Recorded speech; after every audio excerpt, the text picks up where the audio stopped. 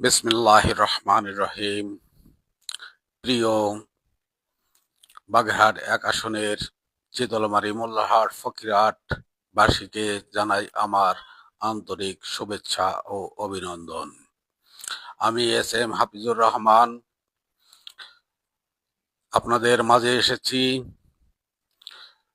আমাদের বাগেরহাটের কৃতি সন্তান জনাব এম.এ.এইচ সেলিম ভাইয়ের পক্ষ থেকে আপনাদের কাছে তার সালাম পৌঁছে দেওয়ার জন্য।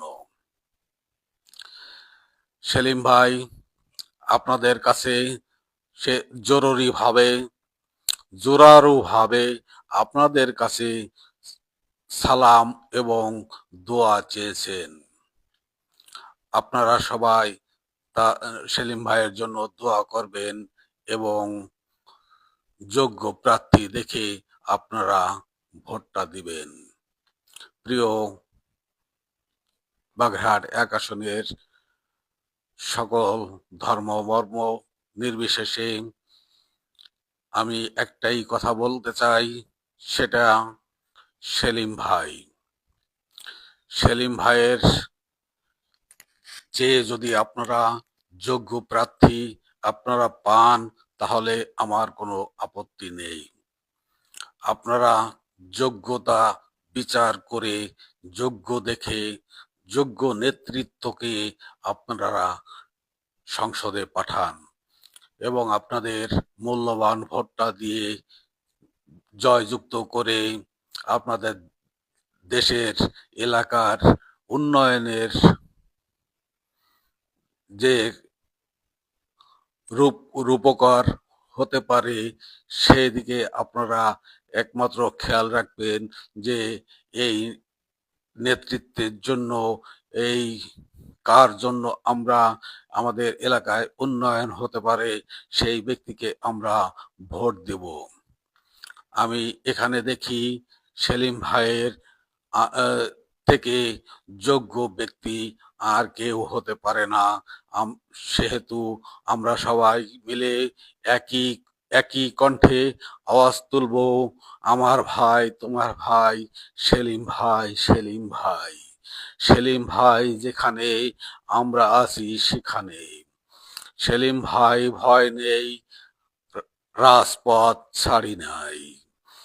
আমরা সকলে মিলে সেলিম ভাইকে জয়যুক্ত করে তাকে সুসম্মানে সম্মানিত করে আমরা সংসদে তাকে যোগ্য স্থানে বসিয়ে দেব এবং আমাদের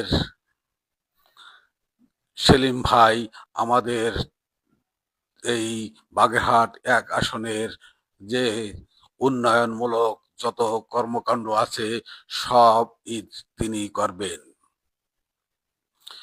আপনারা সবাই সেলিম ভাইয়ের জন্য দোয়া করবেন এবং অন্তত যোগ্য ব্যক্তি দেখে আপনারা ভোটটা দিবেন। আপনারা এখন কেউ অবুঝ নন। আপনারা